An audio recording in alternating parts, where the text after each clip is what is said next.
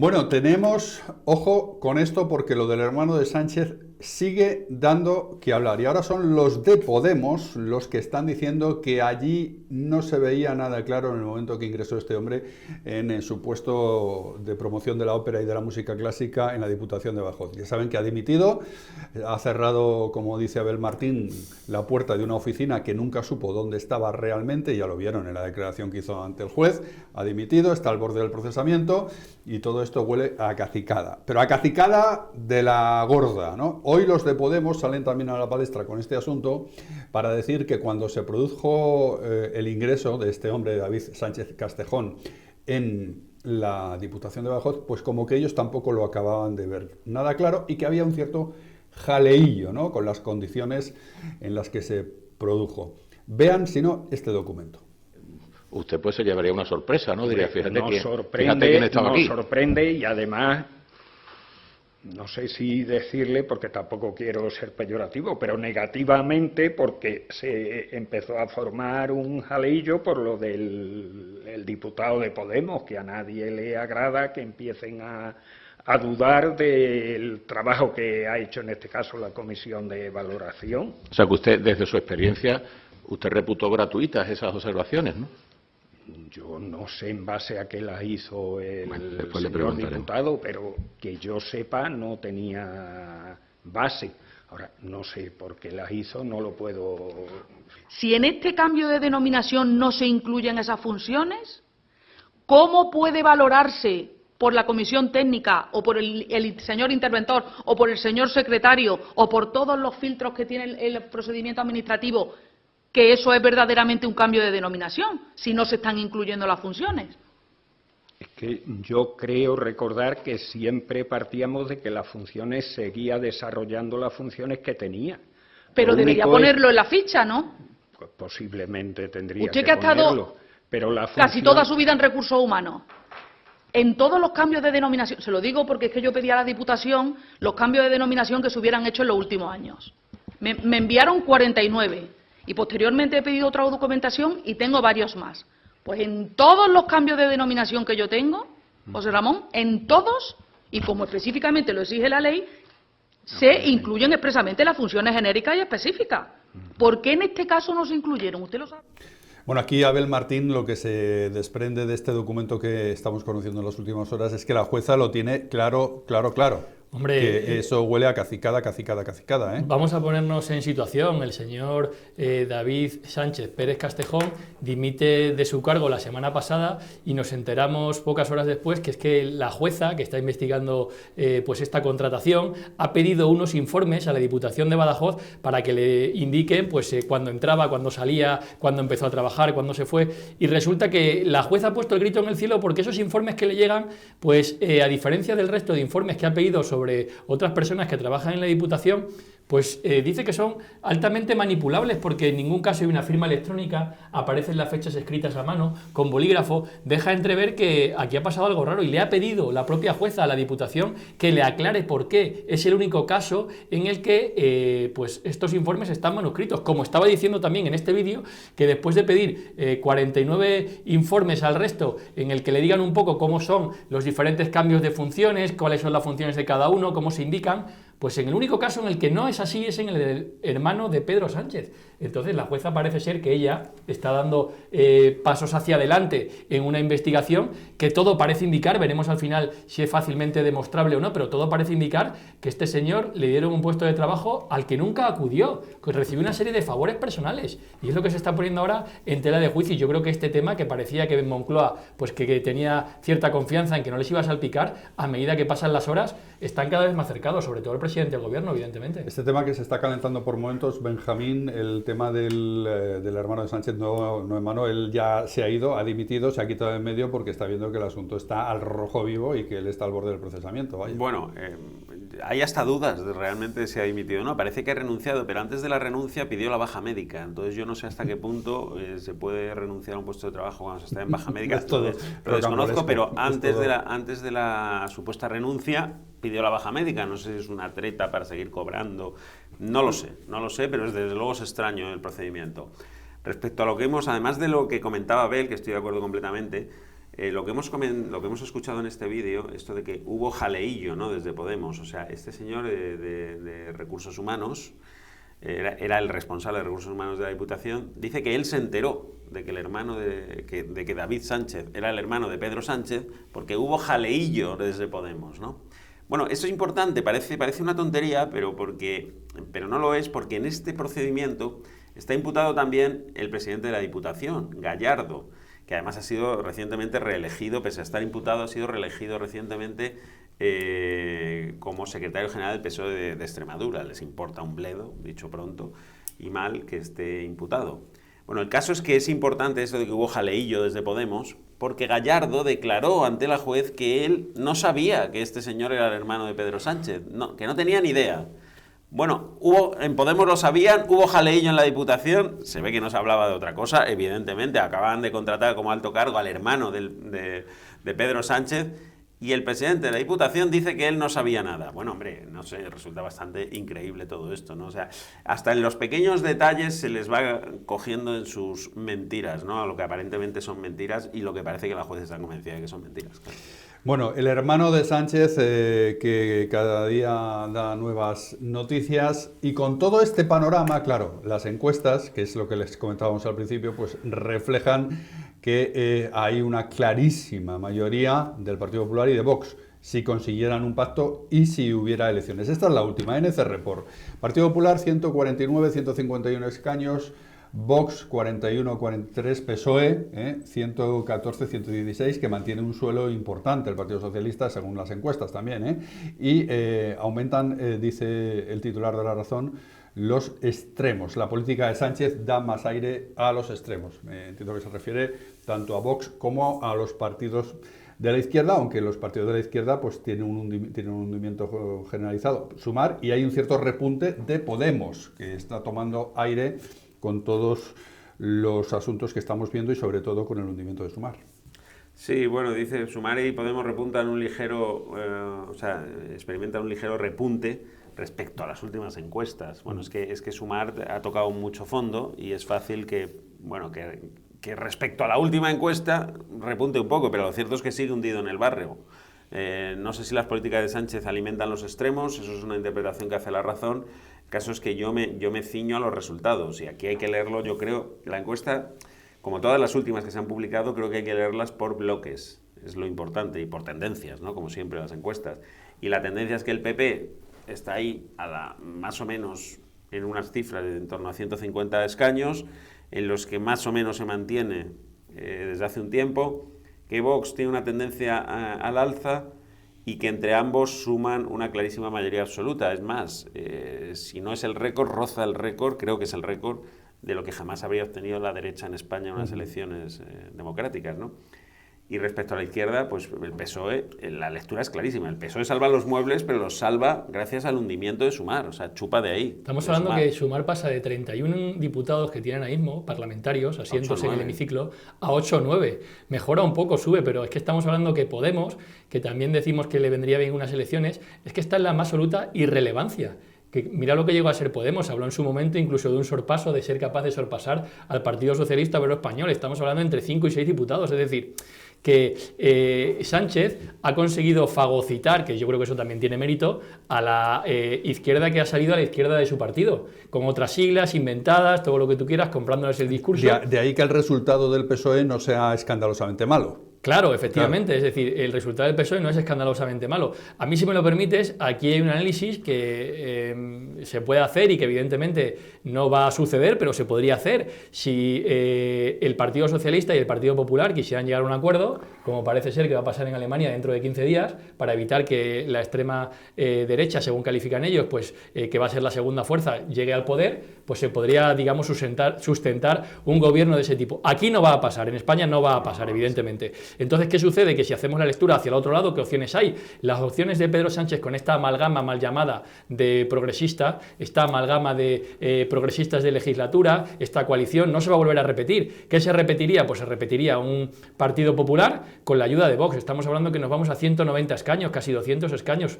Son cifras muy llamativas dentro del Parlamento. ¿El Partido Popular podría gobernar solo? Bueno, veremos si eso le interesa en su momento o no a Vox, entrar en consejos de ministros, tener cartera, carreras y tener responsables, pero lo que parece claro es que, viendo cuál es la tendencia además actual y la tendencia internacional, ese viento de cola que comentábamos que ha traído la llegada de Donald Trump a la Casa Blanca, es que la derecha en España, si hay elecciones, va a ganar. Eso es impepinable. ¿Y qué sucede? Pues que volvemos al tema del principio, que es que todos los socios de Sánchez se dan cuenta que están en una situación que pueden pasar de Guatemala a Guatepeor. Es decir, virgencita, que nos quedemos como estamos, aunque haya mucha corrupción, aunque esto sea irrespirable, porque cada vez que van al Congreso lo hacen con la nariz tapada, porque saben que lo que viene es incluso peor para ellos. Claro, luego también hay una derivada ahí que cuanto más aumente electoralmente Vox, más capacidad de negociación tiene y de poner sus condiciones en esa posible hipotética acuerdo o pacto entre el Partido Popular y Vox.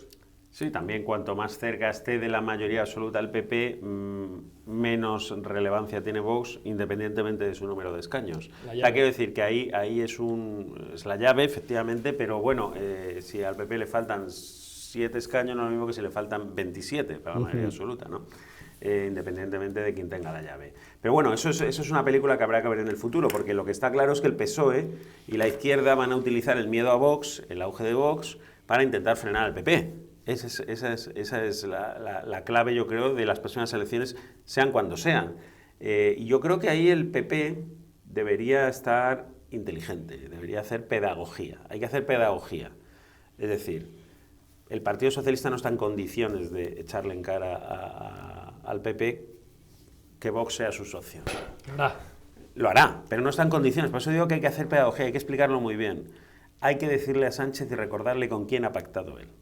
Es decir, Vox no es de peor condición que Bildu, que los enemigos separatistas de España que han dado un golpe de Estado en Cataluña, que están prófugos de la justicia, que la extrema izquierda que apoya a Maduro, a los dictadores sudamericanos, etcétera, ¿no? Y que habla aquí de expropiar vivienda y de leyes ultra radicales, ¿no? No es de peor condición Vox. Y yo creo que hay que hacer pedagogía con eso. Eso no quiere decir que el PP alimente a Vox.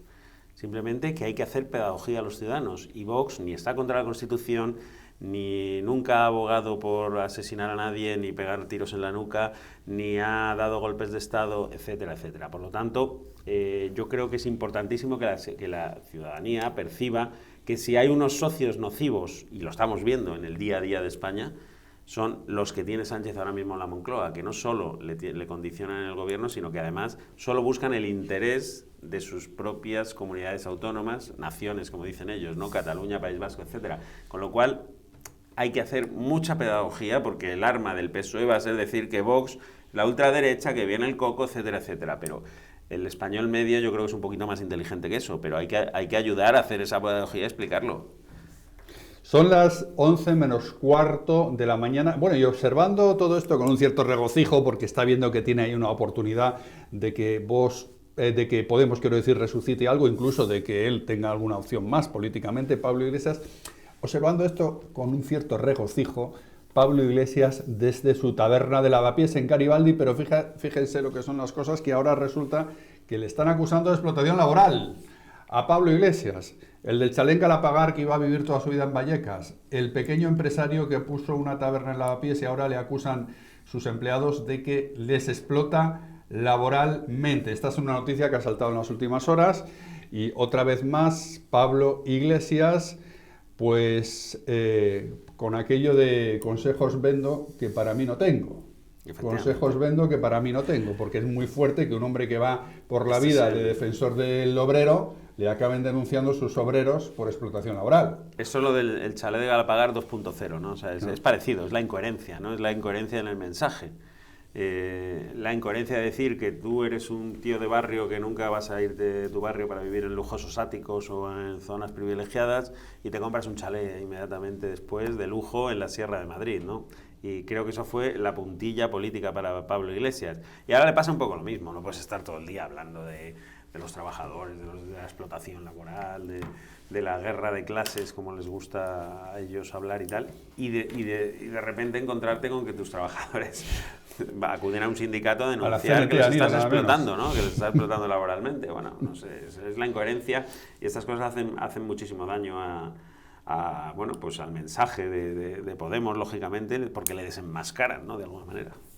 Sí, yo creo que este mensaje se suma también un poco a esa situación polémica que se ha dado incluso en su canal Red, ¿no? Que también en su momento se criticó que tenía a jóvenes periodistas trabajando con contratos de becario muy mal remunerados, bueno, críticas incluso de los propios empleados, pero es que sin lugar a dudas la mayor incongruencia que yo he visto desde, pues no sé, desde la transición acá ha sido el tema de Rejón, ¿no? O sea, el tema de Rejón yo creo que le ha dado de lleno la línea de flotación de la ideología Podemos Sumar, y yo creo que Pablo Iglesias, pues con este tipo de situaciones que yo creo que no le hacen ningún bien, pero aún así pues seguirá teniendo votantes, es otra pata más, ¿no? Otra lasca más que se suma a las muchas incongruencias que hay dentro de este partido, ¿verdad? Bueno, es que además tienes ahí una oportunidad de oro. Dicen que la hostelería es un sector donde se explota mucho, donde la gente está muy explotada, donde se paga muy poco, donde se trabaja muchas horas. Joder, pues tienes la oportunidad de dar la otra cara tú, de hacer tu taberna y cuidar a tus empleados. 3.000 euros y claro, pero buenas no, condiciones. Pero no, él se suma al carro y va y dice, pues yo voy a explotar más todavía que la media. Sí, a ver, esto es absoluta incongruencia, como digo, del mensaje, y la incongruencia hace mucho daño en política, ¿no? Porque una cosa es hablar y una cosa es predicar y otra es dar trigo, ¿no? En fin, él mismo yo creo que se descalifica. Claro, así remontar en las encuestas es complicado, ¿no? Remontar en las encuestas es complicado, y la extrema izquierda, entre lo de Rejón, lo del chalet, lo de la taberna Garibaldi y en general lo de la ley del solo sí es sí, recordarlo también, ¿no? Que puso en la calle a decenas de violadores o les redujo la pena, ¿no? Hasta 1 millar, ¿no? De delincuentes sexuales. Bueno, todo estas se están cayendo con todo el equipo. Claro, al final hace que la gente, incluso eso le viene bien al PSOE, porque la gente al final se refugia un poco en el PSOE, que se ha acercado mucho también en su mensaje a ellos, ¿no? Pero sin caer probablemente en ese populismo tan barato, ¿no? Todas estas situaciones, yo creo que este caldo de cultivo, desde mi humilde opinión, está propiciando que Pablo Iglesias al final tenga la excusa perfecta para dar un paso al frente y decir, vuelvo. Y creo que con la llegada de Donald Trump, con la situación que hay en toda Europa, con el auge de las derechas, y con su situación personal, que creo que no le ha salido tan bien como él esperaba una vez que abandonó la primera línea política, me da la sensación de que con ese afán de soy el Cid y vengo a recuperar y ganar incluso batallas después de muerto, pues creo que Pablo Iglesias va a volver a la política. Pero segundas partes, salvo la del Padrino, nunca fueron buenas. Eso parece ser. Esta sería la segunda parte de Pablo Iglesias sin coleta, ¿eh? Este sería el capítulo sin coleta y de empresario además, ¿eh? Porque ya es un empresario que explota y todo. O sea que... Es de empresario, además con varios múltiples negocios, podríamos decir, ¿no? Un canal de televisión, una taberna y tal, y sus trabajadores no están contentos ni en uno ni en otro. La primera entrega con coleta. Esa es la primera entrega. Cuando eso es una rueda de prensa de vicepresidente. Aunque la mona se vista de seda, mona se queda, ¿no? Dice el refrán. Bueno, y luego tenemos también, por último, lo que ha sido los Goya, pero vamos a elegir lo que más nos ha llamado la atención, la intervención de María Luisa Gutiérrez, que es la productora de La Infiltrada. Es una cinta sobre el mundo de ETA, sobre una mujer que se infiltra en todo ese mundo de ETA, y aquí lo que nos llamó la atención fue que se habló de algo que no se suele hablar mucho en este tipo de reuniones de actores y actrices españolas, que generalmente siempre tiran hacia la izquierda y hacia los mensajes de la izquierda. Aquí lo que hicieron fue, aquí lo que pasó fue otra cosa, fue que esta mujer, esta productora, sacó a colación la memoria democrática más cercana, la que tiene que ver no con la guerra civil o con Franco, sino con las víctimas de ETA, y esto en una reunión de actores y de actrices españoles, ya saben. Se basa en la libertad de expresión. La libertad de expresión se basa en poder que cada uno piense lo que piense, y aunque yo esté en las antípodas de lo que piensas tú, que te respete y que tú tengas el derecho a decir lo que piensas.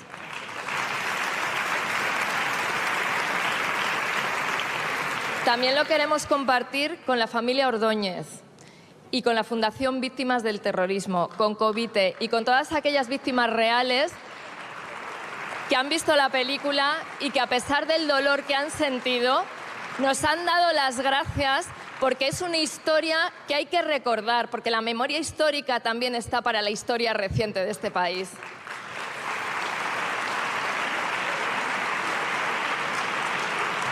Y por último, quiero compartir mi trocito de Goya con mi socio Santiago Segura, porque nuestra empresa hace películas, comedias familiares, que dan mucha taquilla y gracias a ellas podemos hacer películas arriesgadas como esta.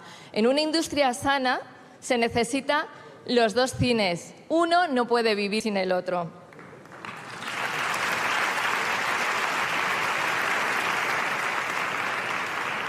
Quiero compartirlo también con mis colegas productores independientes, aquellos que hacen apuestas arriesgadas por películas que quizás no tienen un rédito en taquilla, porque la cultura no solo tiene que tener un rédito en taquilla, pero que luego van viajando por todo el mundo como marca España.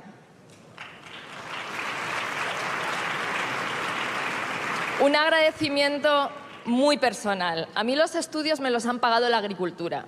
La agricultura y ganaderos de este país lo están pasando mal. Nadie habla de ellos. Son invisibles. El campo lo está pasando mal y sin el campo aquí no tenemos nada.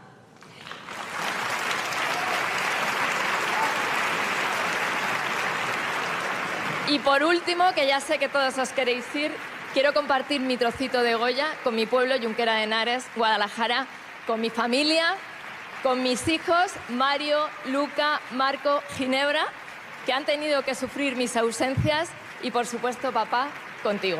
Gracias.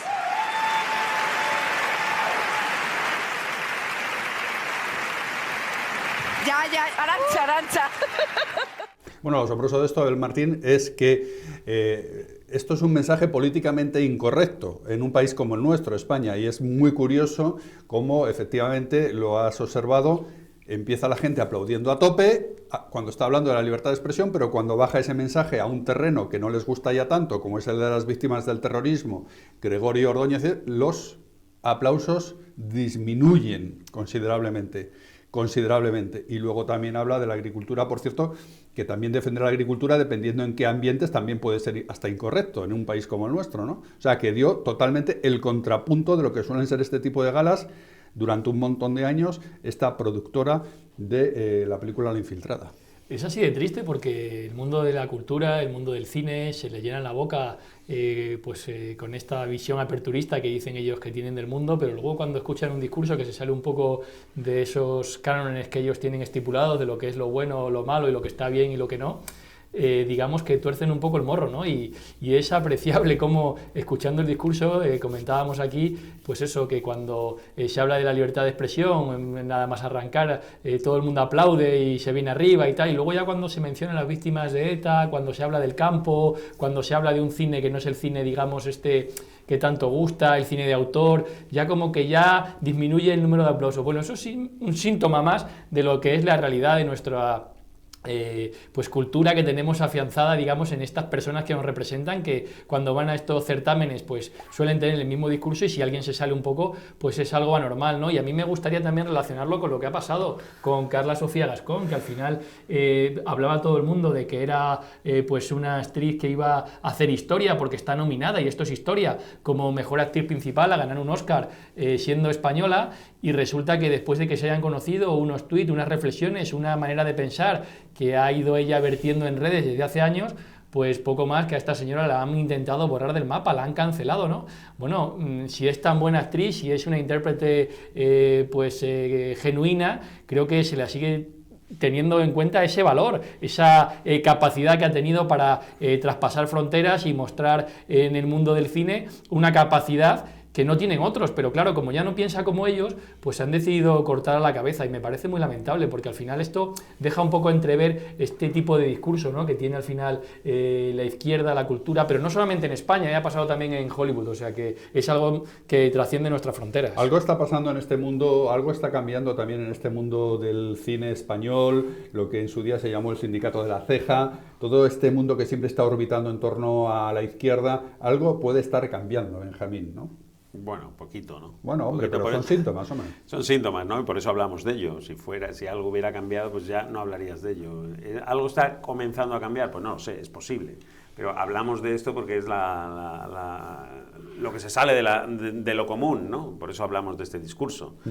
A ver, siempre se ha dicho, y es verdad, y yo estoy de acuerdo con eso, que estos actos culturales no deben estar llenos de reivindicaciones políticas, pero en ningún lado de las reivindicaciones políticas. El problema es que hasta ahora solo estábamos acostumbrados a escuchar ciertas reivindicaciones políticas siempre desde el ámbito de la izquierda, ¿no?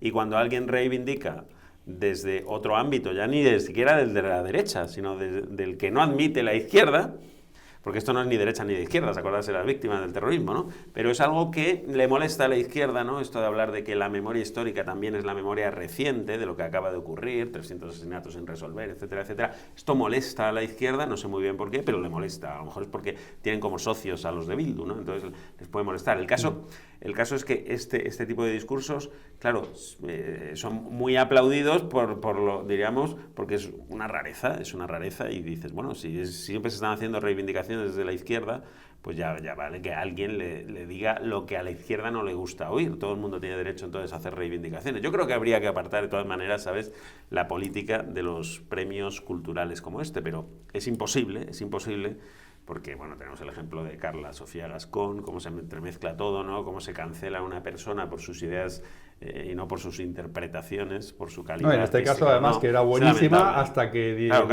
hasta que descubrieron que era ciertas facha, ¿no? opiniones que Pero ya como no es facha, gustan, y entonces ya no es buena. Ya no se merece el premio a la mejor interpretación. Bueno, pues esto así está de contaminada la cultura, ¿no? Entonces le viene bien un poquito de su propia medicina, ¿sabes? Que no, pues la cultura no es de izquierdas necesariamente. Pero resulta muy llamativo esto puede que ha haber dicho mensajes. Abel, cómo bajan los aplausos cuando empieza a hablar de las víctimas de ETA. Bueno, es que a ver, en estos discursos de los vergonzoso. Goya hemos escuchado el no a la guerra, mensajes siempre muy teledirigidos desde la izquierda, no a la guerra, tal, o sea, siempre se han acordado de los presidentes desde el PP cuando estaban presidentes, pero nadie se ha acordado nunca de las víctimas del terrorismo. Si esta mujer, no en lugar de hablar de las víctimas del terrorismo... No ha existido un no a ETA en la gala de los Goya, no a ETA, que dejó 1000 muertos y miles de heridos en España y familias rotas, ¿no? Y todavía, como digo, 300 asesinatos sin esclarecer. Nunca se ha visto una pegatina de no a ETA en los Goya. Bueno, ellos sabrán por qué, ¿no? Ellos sabrán por qué. Digo, no sé si tendrá algo que ver con que se tenga una alianza ahora mismo la izquierda con Bildu y tal. Bueno, no sé. Esta mujer, en lugar de hablar de las víctimas de ETA, hubiera hablado de las víctimas de la guerra civil, del franquismo y tal, los aplausos se hubieran multiplicado por 3. Pues hombre, seguramente hubiera salido por la puerta grande, yo creo, ¿no? O sea, aupada a hombros, ¿no? Como suelen salir los toreros. Solo me gustaría dar un dato de este fin de semana. Arnaldo Otegi ha vuelto a ser elegido líder de H. Bildu. Entonces, bueno, quiero decir que estamos en una situación en la que pues Pedro Sánchez ha querido tener unos socios con los que hacer o intentar hacer políticas, y eso, pues cuando alguien trata de poner, digamos, en evidencia o comentar algo que no le gusta, porque como comentaba Benjamín, pues aquí no se está criticando, simplemente se está tratando de poner en valor a las víctimas del terrorismo, que yo creo que deben tener su espacio y se debe reivindicar todo lo que han hecho y todo lo que han sufrido, pues parece que eso no gusta, ¿no? Y en ese panorama es en el que nos encontramos. Bueno, pues quedan 2 minutos para las 11 de la mañana, y así te parece, Benjamín, esto lo damos por cerrado el despertador, pero continuamos muy atentos a todo lo que pase en Es Diario Televisión. Hoy es Santa Escolástica, vaya tela, para ponerse nombre a una persona. Sí, pues sí. Antiguamente ponían el nombre del santo. Y no perdamos de vista, Javier, que seguro que vamos a hablar muchísimo de esto en los próximos días, las tractoradas que han empezado de nuevo. En Aragón están hoy ya colapsando varias carreteras, se anuncian en Castilla y León tractoradas, hace unos días las hubo en Pamplona. La productora de La Infiltrada hacía alusión al campo, efectivamente, a las necesidades y lo mal que lo está pasando a la gente del campo. Bueno, pues ahí tiene su reflejo, ¿no? Que no es un invento, que no es un discurso hueco, que es una realidad, y hoy mismo están ya los tractores en las calles. Vuelven los tractores a las carreteras, Aragón, porque dicen que el año pasado, ese es el principal motivo, les tomaron el pelo un poco. Llegaron a una especie de medio acuerdo. Les tomaron el pelo y les dieron una dosis de palos también aquí en Madrid, no nos olvidemos. Entonces, a ver hasta dónde llegan las tractoradas, que comienzan hoy, igual acaban como el año pasado con una gran tractorada en el centro de Madrid, que ese fue el año pasado el final de esta protesta, y consiguieron un acuerdo para ir saliendo del paso, pero ahora dicen que no se están cumpliendo esos acuerdos y que vuelven a la carga con los tractores. Estaremos muy pendientes. Fiarse de Sánchez es complicado, de la palabra de Sánchez. Los tractores tampoco se fían de Sánchez. Es Diario, es noticia.